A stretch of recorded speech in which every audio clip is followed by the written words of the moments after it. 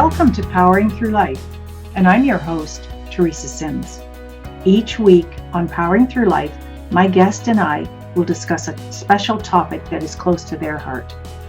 Together, we will explore the challenges they have faced in life and learn what strategies and tools they have used to power through their life. So welcome to Powering Through Life. Alrighty. Hey, and welcome to Powering Through Life. I have a really awesome guest for you today, and she is a dear friend of mine, and I consider her a dear friend, and she lives in the same town as I do, and her name is Tami Murray. And Tami, welcome to Powering Through Life to start with. I'm so glad you're here today. Well, thank you for having me, Teresa. This is lovely. Yeah, I've been looking forward to this one for a while, and I'm glad you agreed to it. And would you please give us a background on yourself for our listeners today? Well, as you said, I am a born and raised Woodstonian, so I'm a small town rural girl. But I think, growing up in a rough part of town, in the town of Woodstock, and but from an academic perspective, I guess I could speak more freely. I am a social worker, so I have a master's degree in social work. I also have an honors degree in social work, as well as a child and youth worker diploma. And I've been services for I'm like dating myself for about over 30 years. So I do a great deal of counseling and focus, as you know, a lot on cognitive behavioral therapies and those types of things, psychotherapies, those types of things. And I happen to also own a private practice here in Woodstock called Diversity Counseling. But my history is actually working in mental health. I spent about 15 years working for London Psychiatric Hospital. And so I worked a lot in mental health. And then after leaving medical social work, I actually worked for the Canadian Armed Forces, an organization called Military Family Resource Center for Southwestern Ontario, and I was what they call a family liaison officer. So I worked primarily with the families of the fallen. In 2018, as I said, I left working in London and commuting for 30 years and opened a private practice here in Woodstock, Ontario. So I am also a proud mother of two beautiful girls. One is 16 and one is 12. And I'm a single parent, but co-parent effectively, I believe, with their other parent as well. So I have to brag about them a little bit as well. So. Well, why not? They're absolutely fantastic girls, for sure. Yeah. I like the topic we're going to be discussing today. It's survivor's guilt, life after the loss of a loved one.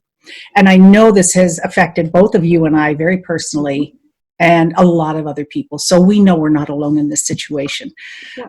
Can you describe what survivor's guilt is for us?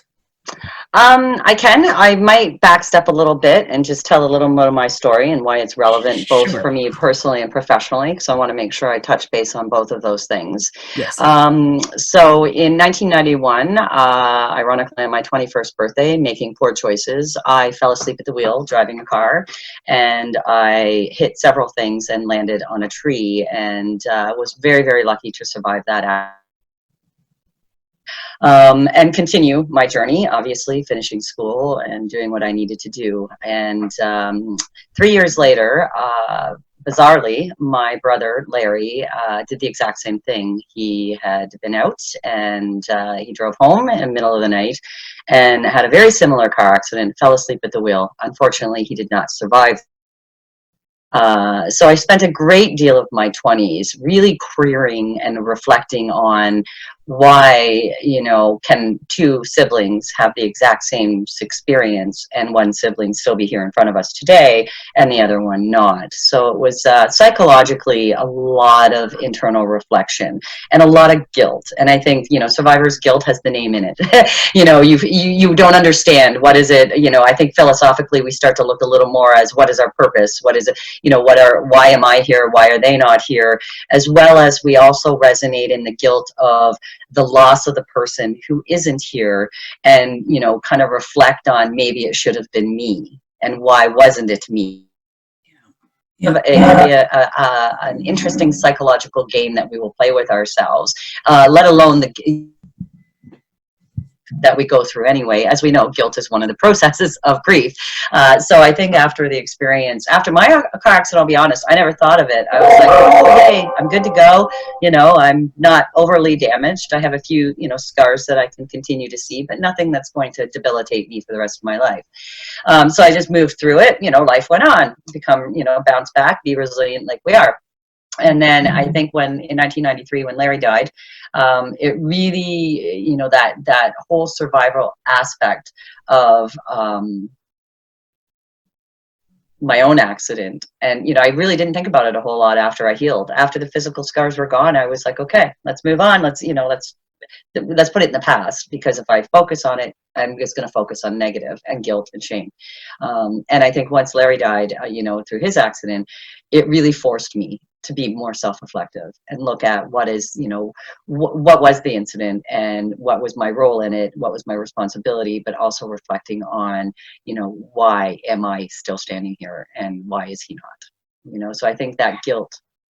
Yeah. I think that's a long explanation, but I think there is to have that backdrop is helpful, just to understand, that association. And the other ironic is that he is my only full biological sibling.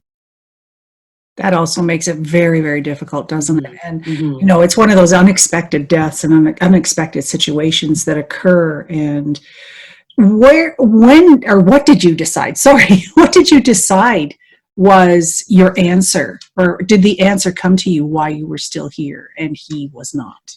Oh, that journey still continues some days, I will tell you, it was prompting factors for me to continue my academics. I felt I had an obligation. I think that's where the guilt really motivated me. I felt I had an obligation in this, that I had to, I couldn't take this time for granted.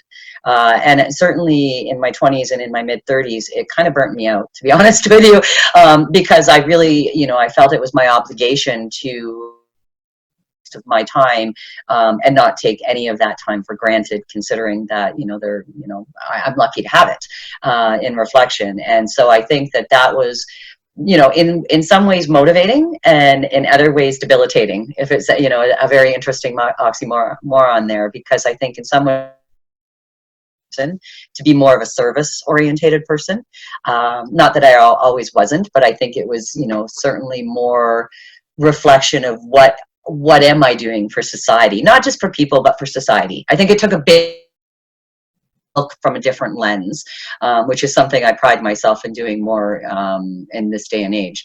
But for certainly in that recognition, I think it reflected more on what was my purpose, and I don't think, in our 20s, we don't really think of that a whole lot, right? Sometimes our purpose is just getting out of the house, getting a life, and getting done college.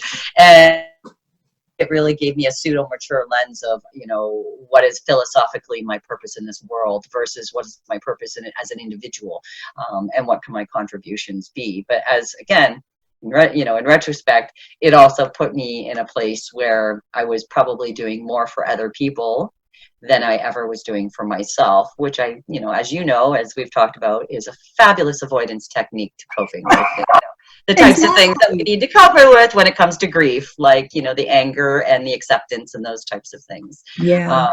So I think in reflection, that would probably be, from a positive side, I think it was, it was good to give me a better philosophical perspectives. It took me outside of my own ego, if I could be frank. Mm-hmm. On a negative side, I think it took me too far outside of my own ego in some ways. And it took me, and I'll be honest, it was when I had children that I started to pull back that I said, I am, I wasn't reflective of, I didn't even realize it actually, until I had kids and went, how am I spending my time and energy, and how do I want to spend that time and energy moving forward? Well, exactly. We need to be, I've been discussing that with a few other people this week. And, we talk about the list we're supposed to be on. And, from me, I was always no, I wasn't even on the list, I don't think, originally. And then I put myself on the list. But I still didn't really understand everything that was happening. And after my car accident, that was a total awakening. Like you say, it's you don't understand why you're here. You don't understand why you're alive, because I really shouldn't have been. Yeah. And you probably the same for you, right? And you wonder what on earth is my purpose here? Yes. And you start searching and you go in one direction, you go in that direction, but you're still not dealing with the core issue of the grief, like you say, where, oh, look, shiny object. Oh, look, avoidance of everything that we need to be focusing on. So it speaks volumes of what we should be doing and what we don't do. So in talking about survivor's grief, what are a few tips that a person could incorporate into their life to be able to power through it? Or not necessarily power through it, but face it. You have to face it. You have to deal with it and process it, right? Yeah. I think for me was acknowledging it. I think first and foremost, because for the longest time I didn't. Right. I think for the longest time I would rationalize it as, resilience and capacity. And I think if we could just recognize it and resonate in it and value that there is grief and that we are deflecting and and we are avoiding and sometimes we need to resonate and appreciate. And I think for me, a great deal of that avoidance was really a lot of that avoidance was anger at myself. For it was anger at my brother, and so I think it was, how do you move through that to that phase of forgiveness for yourself and the phase of forgiveness for the other, for the loss of the other person, right? I think for a long time we get stuck in that, especially if there are self-reflective reasons, meaning in some ways you were somewhat responsible for that accident, if I could be frank. For the other person's accident. Yeah, right. And for my own, quite frankly, so I think that, there's also that resonating anger and guilt within yourself, right? And so I think in terms of coping, as much as I think there's, it's not instantaneous, I think the recognition is the first part. And I think the gratitude and the lost. I actually know that's what I lost. The gratitude and the appreciation. I think that instead for a long time, I focused on what I was missing, what I had lost, what I wasn't going to get, things like, well, my kids would never meet my brother. They would only know a narrative of who he was. He was not going to be at my wedding. He was not going to, all the nots, versus focusing on, the gratitude of the opportunities that I actually had. Right. And the gratitude of I'm still alive and I'm here and I'm a mother and I have a role to play and I have a life to fulfill. Absolutely. And yeah, I totally get that. And I can see the anger towards your brother that he left you. Mm-hmm. It all makes sense, doesn't it, when you look at it and reflect on it that way? And absolutely. Well, and I think it's, I think it's just a normal anger of the law, and again, I think the anger of the community, right? As I've explained it there, the loss of opportunity moving forward. And as I've said to you, that's why I think being present in the, where we are, to grounded in the present is really important. Because what we'll do with survivors, grief and loss is we will go to the past or we'll go too far to the future, right? We'll focus on the loss of the future. Parents will do, I think that's a normal thing, loss of, their child's future, of what that picture looked like, because we all have that picture, right? Whether or not it comes into focus for our kids, for our siblings, whatever it is we care about, we have that picture. And I think sometimes it's that loss of that picture that we tend to resonate and focus on, versus, like I said, the gratitude of the gift of what was given, right? And what you can still appreciate in terms of the gratitude of your circumstance and your life, right? We can resonate in loss and stay stuck in anger forever, which again takes a lot of time and energy. Or we can say, you know what, I got to prioritize this, but I'm still going to acknowledge it. And I think that's the difference between the avoidance. What I did for a long time was avoid. I didn't acknowledge. And today I can acknowledge the avoidance, and I can acknowledge when I do it. But I can also, challenge myself and say, yeah, you're just avoiding that. You don't, you need to look at that and say, what is that about? And so you reason your way around the avoidance when it happens, and then you understand why it's happening, and then you take steps to make a change out of that, right? Yeah. Right. I think also, valuing, I think it flips, valuing the person and valuing your contribution as well, right? Because what we're really doing is grieving the loss of a life that was And in the same life, we're trying to understand what is the life we are supposed to be. Yes. Does that make sense? So it's kind of like it's almost like this ongoing conflictual challenge, and again, it's not present all the time. This has been many, many years for me. But there are still days where I resonate and I say, what is my purpose? What is, versus, and what would it have been like for him today? Especially after every birthday and after, right? Well, I always think of that. What would it, where would he be today? As I turned 50, he turned 55, right? Oh, yeah, there you go. So, yeah, birthdays, anniversary dates, Christmas, all those types of events and dates that kind of sneak up and remind us. And instead of taking it as a celebration of who he was, what he stood for, and, I want to say what he could have been, but that doesn't quite fit. But who he was, I guess we need to celebrate that. We need to celebrate him and then acknowledge the loss of him. But we also need to celebrate you. Mm-hmm. Yes. And that was the challenge. I think that's the biggest conflict when it comes to survivor's guilt, right? But, I also want to preface that we don't have to have very similar circumstances or situations, meaning you don't have to have, a sibling with one car accident, another sibling. You can have survivor's guilt amount without having those incidences as well, right? And I will say that people who lose family, especially children or partners from suicide, will experience very, very similar experiences. Right. So I think it's, how do we resonate in that guilt? And I think, again, it's about appreciating the life versus, focusing on, you just nailed it, actually, focusing on the future of what could have been. Right. I call that the coulda, coulda, woulda syndrome. Right. and we do see that a lot with death and with, they could have been this, they should have been this, this wouldn't have happened if, and I think that and again, I think it's a normal process, but we can't stay stuck in it. No. And I was just thinking as you were speaking about that's something that the military personnel would experience quite a bit too, is survivor's guilt and all those sorts of aspects of their jobs, their career choices. Yeah. We, in the Canadian Armed Forces, we actually call that a moral conflict. Because it's exactly what it is, which perfectly aligned. It's very similar with survivor's guilt, right? Now it's part of their job, obviously. The moral conflict, we are taught right and wrong, and that some things shouldn't be done, and in line of their work, some things have to be done, and for, again, the bigger picture.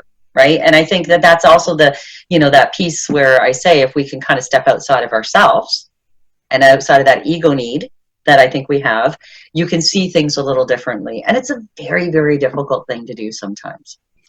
I would agree with that totally. And I know for me, as you know, it took me a very, very long time to be able to step out of that and acknowledge what's gone on and recognizing what was happening in my own world and in my little bubble, I guess, if you want it that way. Some of the, and I want to legitimize, I think when we experience grief and loss, that is where some things like anxiety and depression come into play. So I don't want to minimize some of that as well. I mean, there is some legitimacy to that we have to work through. And usually it's beyond working through some of that is where I'm kind of looking at around whether or not it's survivor's guilt or, just grief, loss, and acceptance overall. Right. I mean, they're very aligned. I just think that we tend to, certainly beat ourselves up a little more when it comes to survivor's guilt. Oh, absolutely. Because you just don't understand what the big picture is. And maybe it's not for us to really understand that big picture. But there's something to celestial prophecies, right? Mm-hmm. You put something in the universe and there's a perspective of, it's there for a reason and who knows, right? But and I think for some people, I want to give credit. It certainly wasn't a way for me, but I think faith can also be a component for people. I think depending on your faith and what your faith is, there can be, that aspect as well to support kind of the coping and the, whether or not it's people who feel spirituality that, there's life after death, or people who, what I mean? There's, and I never like to box anybody in. I tend to, look at things that, people are with us, whether or not it's memory and or, in universe. And so I think there's comfort in that as well. But again, I think it's fair because there are a great deal of people who will get support through spiritual guidance, through loss, grief, and death. And typically those are the resources as well that are available because, that's, kind of the support systems that can be made available through economical resources. But for is stuck, not getting stuck. And I think the coping is acknowledging, for a lot of people, I just acknowledge or the grief, and how do we move through it, and how do we appreciate it and value it. If I don't want to devalue that what somebody's experience is genuine to them and to their story. Right. How does one go about going through the gratitude and the appreciation of guilt? I understand the recognition of it. Mm-hmm. Well, I do understand all three, but I mean, please explain. Well, I think a big piece of it is after the recognition is valuing it, right? And identifying it. I'm a big cognitive behavioral therapist, so me, I'm all about thought processes. So, when we're thinking in those realms, I want to challenge that. I want to challenge, is it all negative thinking? Is it catastrophizing thinking? What are the tools that we're using to, either resonate in it or move through it? Right. And I think the big thing is recognizing that, that we can move through it. The challenge, the other thing that I think we're not of how other people react to our grief. Yes. It's an uncomfortable situation. Some people don't want to talk about it. Some people want, avoidance is a tool that we access for grief all the time. And I think that's where I would combat things. Sorry for the military language, but I would challenge things a little more in saying that, yeah, we do need to acknowledge that. It's okay. Right? It's okay to move through it, and we don't need to avoid it, and I always get frustrated when people are like, yeah, and I deal with this with a lot of military members and veterans, people think they should just get over it. Well, we don't get over it. It actually becomes part of our capacity. It integrates, right? We don't, and that's, I think, part of the journey for me that was a good lesson, because what I was doing was avoiding. As long as I don't talk about it, as long as I don't bring it up, as long as nobody talks to me about it, we're all good. Everything's good, right? And unfortunately, I chose a career where I had to be self-reflective and actually dive into my own junk, and that helped me resonate as well. But I think that avoidance, and allowing other people to appreciate, other people around us will avoid, especially when it comes to a tragic loss. Car accidents, suicide, unexpected death, and youth can be a component of that. A death before the age of rationalization. When, for example, if it's a great grandparent or somebody that's been sick with cancer and suffering, they're at peace. This is, we can kind of bring that to a terms of acceptance. When it comes to a youth, a car accident, a suicide, there is no realm of rationale of acceptance. It's like, it shouldn't have happened, it's wrong, and it goes against all the norms we know. So part of that is, also just acknowledging that and recognizing that, no, this should not have happened. And yes, this is tragic, and it's okay to acknowledge it that way, but people will avoid it. And their own avoidance, this is what I find interesting, will actually prompt the person who is grieving or dealing with survivor's grief to be more angry, because it feels very invalidating. Because remember, they want to remember and resonate. They want to appreciate the person they've lost. They want to everybody around them wants to avoid it because of their own comfort level. And I think that just goes to Western society's perspective on death, dying, and loss. Yeah. Resonate in the negative versus focusing on the gift. Yeah, exactly. And like my husband always says, when he passes away, he wants it to be a celebration. He doesn't want it to be crying and tears and all this kind of stuff. But I have a bit of I'm not sure how I'm going to get through that, to be honest. But and who's to say on this world what our lifespan is truly meant to be. Mm-hmm. It could be the 80, 90, 100-year-old. It could be just 10, 15, 21, 25. All those sorts of things. We just don't know. But it is, like you said, it's difficult to process it and understand it when it's a younger person. That's for sure. Well, because it's not supposed to happen, right? And I think, and also if somebody dies with their own hand, it's not supposed to happen. You know, the question why, I always get that in my office, you know, why, I wish I did why, I wish I knew why, I wish I, you know, again, car accident, why, you know, we could resonate in why forever versus appreciating the gift and, you know, and also validating the loss of that future picture. A lot of times it's just validating that for people. Yeah, you're right. You have absolutely every right to be upset that, you know, as I look at my brother, he had never had children. You know, I struggle with, you know, those types of things. Again, never met my children. Yeah, absolutely. I struggle with those types of things. But do I stay stuck and resonate in it? No. You know, at this point, you know, and now again, appreciating, you know, my brother died in 1993. So I've had a long time to be able to work through this. And I also have a lot of, you know, experience in understanding psychology and psychology of death, loss, dying, and those types of things. So those are, I think, tools that are to my advantage, if I could be frank. But I certainly didn't have them in my 20s, and I was able to work through it and be reflective and look at it a little differently. So I think those are really important tools to have. And it's interesting that you talk about a celebrative life, because one of the things that my mother was very, very adamant on is that she not have a funeral. She was a little bit of a crass woman, and she said, if I wasn't good enough to come and see when I was alive, I don't want them to come and see me when I'm dead. So we actually had a wonderful celebrative life, and my mother was a ballroom dancer, so we had, you know, karaoke was there. It was an open but free bar at the Moose Lodge. We had a PowerPoint presentation. People told stories, and ironically, my children were quite young at the time. My mother passed in 2010.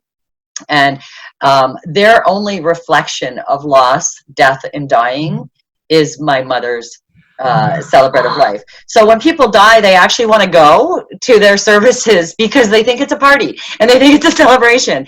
And I, you know, in some ways, I kind of love that, because they're, you know, and I hope that as we move through time and recognize that a lot of that conformity of certain systems, processes, i.e. funerals, are process than actually valuing the person, you know, and I think part of that was her experience with my brother's loss as well, you know, and she, you know, and it's interesting because the celebrative life definitely leaves a different stamp on the value and the life of the person lost versus walking through a lineup, being very quiet, being very, you know, it just feels like it's, you know, you just walk into a funeral home, no disregard to them, you know, by all means. But you know, you walk in and you can just feel that there's a conformity of a sense of, you know, I don't know, boundaries, right? That you know, and with a celebrative life, it's very different. Yeah, it's you have to behave a certain way when you walk into a funeral home because everybody's expecting you, you know, and I always feel like I'm on display when I'm not the one that's, you know, on display. However, and you know that when my mother passed away last fall, the nursing home had a beautiful celebration of her life and the other members in the home that had passed away that year. And it was a beautiful thing to experience. It was sad, but there's different circumstances around that, however. Yep. But it actually helped me to gain some peace towards her loss. And, you know, I'm just, like you said, you know, before, I'm grateful that she was in my life for the short amount of time she was. Mm-hmm. And that was fantastic. And being able to take a different perspective on the grief is good. Very helpful. Well, I think, and again, if you study grief and loss and you know, those types of things, you'll see that culturally it is part of society cultural value, right? You know, if you look at indigenous, services, or processes, if you look at, you know, different cultures, you'll see different aspects of, you know, dealing with death, dying, and loss and survivor's guilt, right? And, you know, and I think that we have it's almost like we've plagued it as this, you know, this conformity of sadness and of mourning, and all you have to look, if all you have to do is meet a Greek grandmother who has lost her partner, and you'll see her in black for a year. Do you know what I mean? Like, I think there's value just to appreciate and recognizing that, but also just, um, I always say to my clients or to people I know, sometimes we need to acknowledge loss before loss has occurred. Oh, that's nice. Right? I think sometimes because we will be so avoidant, right? And especially when it comes to, older individuals. One of the things I have to appreciate is as much as it was, very difficult, to have crucial conversations or those difficult, and I think a lot of people will avoid that. So I was able to acknowledge he's dying. He was able to say, yes, I'm dying. And, we were able to acknowledge if I could be frank, the elephant in the room. Yeah. And I think that we don't do that, right? And again, I think part of this is society, social stigma, norms. We're going to go into the hospital room and we're going to uplift that person and, pretend that they're going to live for another 20 years when we know they're terminally sick with cancer, right? So I think it's about just acknowledging and valuing that and being okay with it. And I think as a society, we are not okay with loss. We are not okay with grief. And we have been taught certain perspectives should deal with those processes versus, and I do see us shifting. I think there's shifting and there's also great value and validity in going through the grief process. I'm typically talking post when we should be usually about a year and a half through, where we should be able to start being functionality and being in that place where, we get back to our new normal. We never get back to a normal, but we get back to a new normal. And I have worked with people who have stayed stuck in that place for much longer, and it's very unhealthy, very debilitating, and it can become, it becomes very, depression and clinical challenges. So we have to be, I think that's the conscientious and recognize, hence the acknowledgement. Yeah, I'm going through grief, and yeah, it sucks. And yes, I don't like it. And yeah, I know it's hard for people around me, and it's okay. And acknowledging that.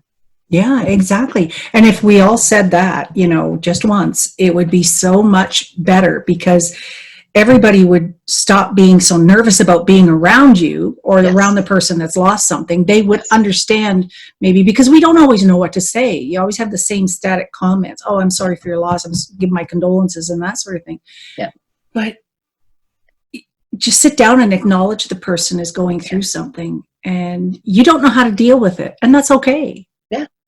It's okay to be not okay. Yeah. Yeah. Beautifully said. I think there was a book written about that in the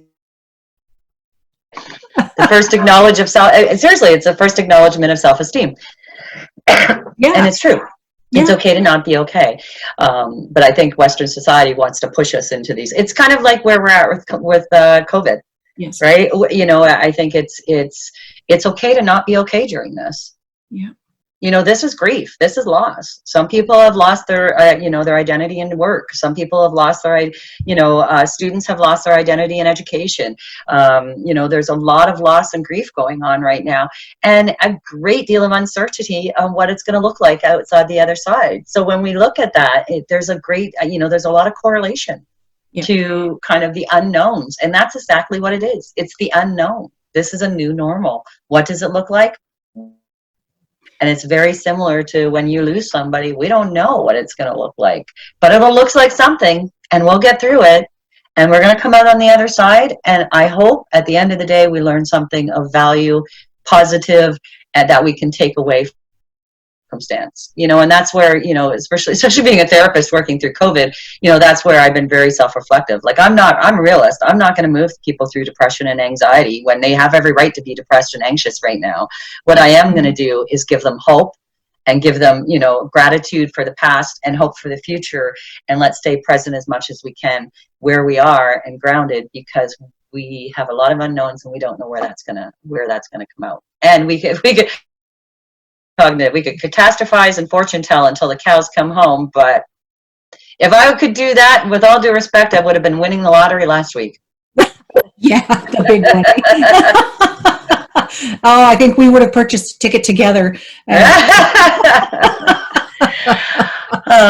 So, I think in the long and short of it, there's no real right or wrong answer. No. And I think that's, you summed it up. It's okay to be not okay. It just depends on how long we're not okay for. Yeah, and I have a friend that always says it's okay to not be okay today. Yes. Tomorrow will be different. Exactly. If we try to make it different. And that's, Absolutely. we just need to recognize, like you say, go through those three things: recognition, gratitude, and appreciation. And we can get through. We are stronger than we think we are in a lot of cases, and we're more resilient than we believe we are. Yes. And, it's just, we need to dive deep into something that's inside of us and pull it out and just, say, I am okay today, but we'll see what happens tomorrow. Yeah. And if I'm not okay tomorrow, it's okay. Yeah, exactly. Because I still have the next day. As long as we're not, like I said, stuck in that. And that's, my gauge, as in clinically, is if you are, if the grief and the loss is going to debilitate you to a point where you're not functioning, then that's when I get a little worried, right? And that's, and again, it's okay for one day, but it's not okay for every day. Yes, like months and months. Yeah. And again, I think that's where we get into more of that mental health something. There's usually something else going on beyond the grief, right? Usually, grief typically doesn't, turn into clinical depression. It's usually something that is already symptomatic there, and the grief and the loss has triggered something else, right? So, yeah, the catalyst for it. So yeah. Well, that's I do a lot of memory books with people. I always encourage people to do storylines, because again, sometimes their storylines of the loss is different than the reality, right? Yes. And so sometimes, especially for younger kids, if people are looking for tools, great. We're away from pictures now. Back in the day, I used to do photo albums and get people to write things out.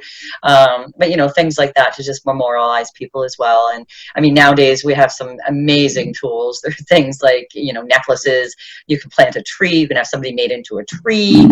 There's diamonds. I think, you can have people made into a diamond. There are so many ways now, I think, to memorialize and to look at how we cope differently now with grief, loss, and bereavement. Right. Yeah. And that's all great information. Tami, thank you. Thank you so much for sharing this with us. I really do appreciate it. And I think it's a perfect timing for this with everything that's going on in this world. Mm-hmm. And so it's okay for all of us to not be okay today.